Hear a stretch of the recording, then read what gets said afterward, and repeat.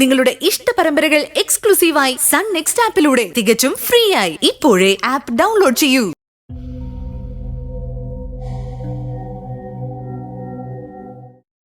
ദേവി anti, ഇതാരേ ഇത്?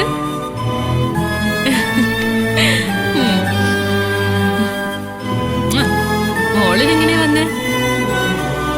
അച്ഛൻ കൊണ്ടുവന്നോ? അല്ല, മുത്തശ്ശനെ കൊണ്ടുവന്നു.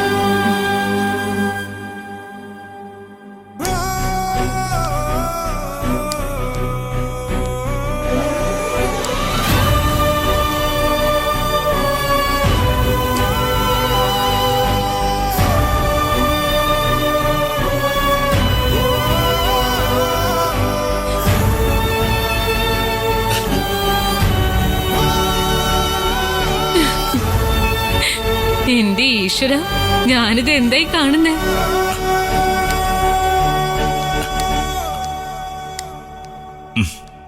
പിന്നെ നീ എന്താ കരുതിയത്? എപ്പോഴും നടക്കാൻ എനിക്ക് നിന്റെ സഹായം വേണ്ടി വരുന്നോ? നിന്റെ സഹായം ഇല്ലാതെ ഞാൻ നടക്കും. ആ 2 ചക്രത്തിന്റെ മുകളിലേ ഇങ്ങനെ പ്രതിമ പോലെ ഇരുന്ന ആളാ. ഇപ്പൊ എന്റെ സഹായം വേണ്ട പോലും. അഹങ്കാരം അല്ലാതെ എന്താ? അല്ലേ മോളെ? മുത്തശ്ശനിപ്പ വലിയ ഗമയാ.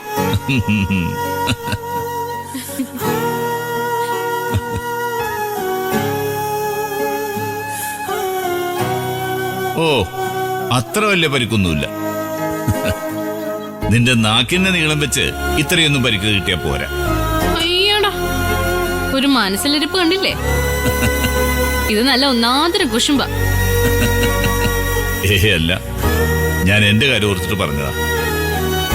എനിക്ക് ആക്സിഡന്റ് സംഭവിച്ചിട്ട് എത്ര കാലം ഇങ്ങനെ കിടന്നു. പിന്നെ കുറച്ചുനാൾ വീൽ ചെയറിലിരുന്നു. ഇപ്പതാ വടിയും കുത്തി നടക്കാൻ തുടങ്ങി. അതും മോള് തന്ന ആത്മവിശ്വാസം കൊണ്ടാ. എന്റെ കാര്യം വെച്ച് നോക്കുമ്പോ നിന്റെ പരിക്ക് എത്ര നിസ്സാരമാ. ആന്റീനെ എപ്പോഴാ എന്നെ പഠിപ്പിക്കാൻ വരുന്നത്? എന്താ മോളെ, ശ്രുതിമോള് ചോദിച്ചത് കേട്ടില്ലേ? കേട്ടു. പക്ഷേ ഞാനിനി ആ വീട്ടിലേക്ക് വരില്ല സർ.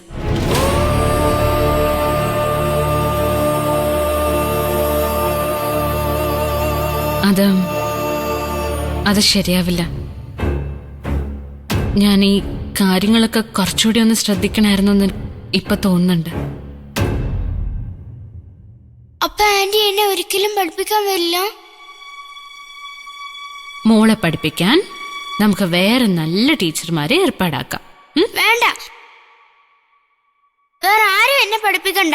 ഞാൻ ഇനി സ്കൂളിലും പോകുന്നില്ല, ഒരിക്കലും പോയില്ല. ശ്രുതിമോളെ, എന്തായി കാണിക്കുന്നു? കണ്ടില്ലേ, ആന്റിക്ക് ഇത് വിഷമായില്ലേ?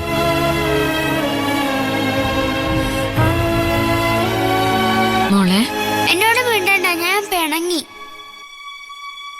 പെണങ്ങല്ലേ മോളെ? ആന്റി പറഞ്ഞോട്ടെ. ഒന്നും പറയണ്ട, ഇനി ഞാൻ സ്കൂളിൽ പോകുന്നില്ല. ആന്റിക്ക് വരാൻ പറ്റാത്തത് കൊണ്ടല്ലേ? എന്താ വരാൻ പറ്റാത്തത്? മോളെ പറ, ആന്റിക്ക് എന്നെ ഇഷ്ടമല്ലേ?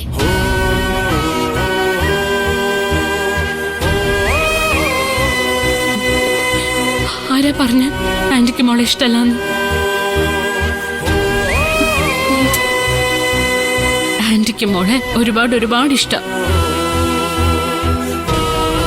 ആന്റി വന്നില്ലെങ്കിൽ ഞാൻ ഫുഡ് പോലും കഴിക്കില്ല.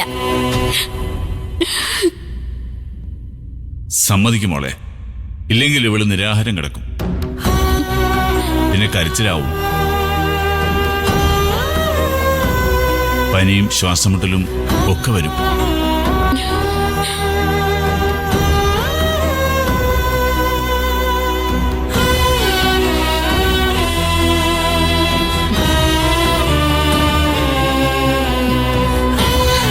ശരി,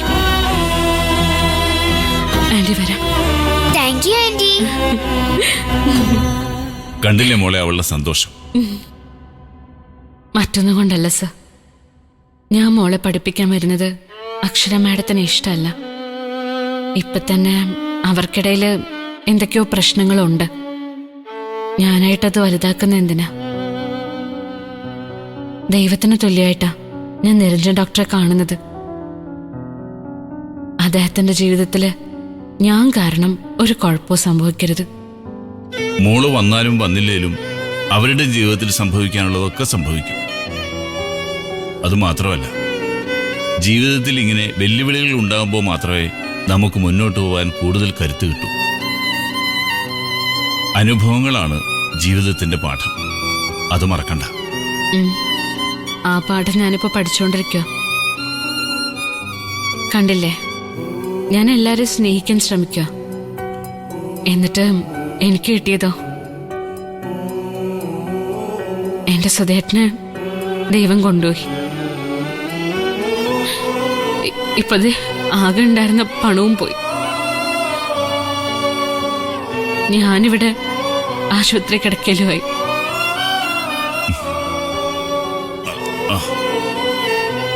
പണം പോയതോർത്ത് മോള് വിഷമിക്കണ്ട. പണ്ടുള്ള ഒരു പണത്തിന് ചക്രം എന്നാ പറയുക. ഈ ചക്രം എന്ന് പറയുമ്പോൾ അതിങ്ങനെ കറങ്ങിക്കൊണ്ടേയിരിക്കും. ഒടുവിൽ കറങ്ങി തുടങ്ങിയെടുത്ത് തന്നെ അത് തിരിച്ചെത്തുകയും ചെയ്യും. അതുപോലെ തന്നെയാണ് പണവും. നഷ്ടപ്പെട്ട ഇടത്തേക്ക് തന്നെ സ്വയം തിരിച്ചുവിടാനുള്ള ശക്തിയും പണത്തിനുണ്ട്. എന്ന് പറഞ്ഞാല് ആ പണം എനിക്ക് തിരിച്ചു കിട്ടുന്നാണോ പറയുന്നത്? തീർച്ചയായിട്ടും തിരിച്ചു കിട്ടും. ഡാഡിയല്ലേ പറയുന്നത്.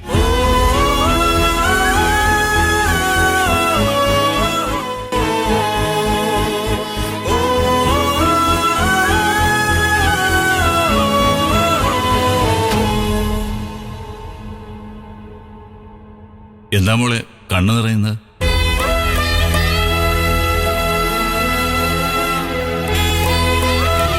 അറിയാതെയാണെങ്കിലും ഡാഡി എന്ന് സാർ ഇപ്പൊ പറഞ്ഞില്ലേ, സാറിന്റെ മനസ്സിലൊരു മകളുടെ സ്ഥാനമാണ് എനിക്കെന്ന് ഓർത്തപ്പോ കണ്ണറിയാതെ നിറഞ്ഞു പോയതാ.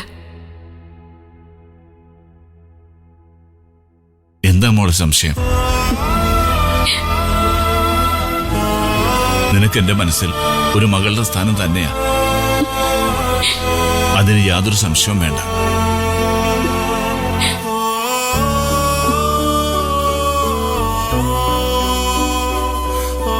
മതി, എനിക്ക് ഈ വാക്ക് മതി. എന്റെ അച്ഛൻ എന്നെ വിട്ടുപോയി. പക്ഷെ സുധേട്ടന്റെ അച്ഛൻ എന്നെ സ്വന്തം മോളെ പോലെ സ്നേഹിക്കുന്നത്.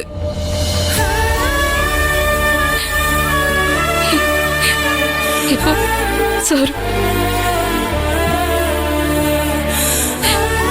ഈ കരുതൽ സ്നേഹവും മാത്രം മതി സാർ എനിക്ക്. ഒരച്ഛനെ നഷ്ടപ്പെട്ട എനിക്ക് ഇപ്പോ രണ്ടച്ഛന്മാരുടെ സ്നേഹം കിട്ടുന്നുണ്ട്. ഇതൊരു ഭാഗ്യം തന്നെയാ. ജന്മം കൊണ്ട് മാത്രമല്ല മക്കളുണ്ടാവുക, കർമ്മം കൊണ്ടും ചിലർ നമുക്ക് മക്കളായി വരും. അത് ഞാനിപ്പോൾ മനസ്സിലാക്കുന്നുണ്ട്. ഒരു ഡാഡി എന്ന സ്ഥാനം നിന്റെ മനസ്സിൽ എനിക്കുണ്ടെങ്കിൽ ഞാൻ പറയുന്നത് മോള് കേൾക്കണം. സാർ എന്ത് പറഞ്ഞാലും ഞാൻ കേൾക്കും. മോള് നമ്മുടെ വീട്ടിലേക്ക് വരണം. നിന്റെ കരുതലും സ്നേഹവും ശ്രുതിമോൾക്ക് വേണം.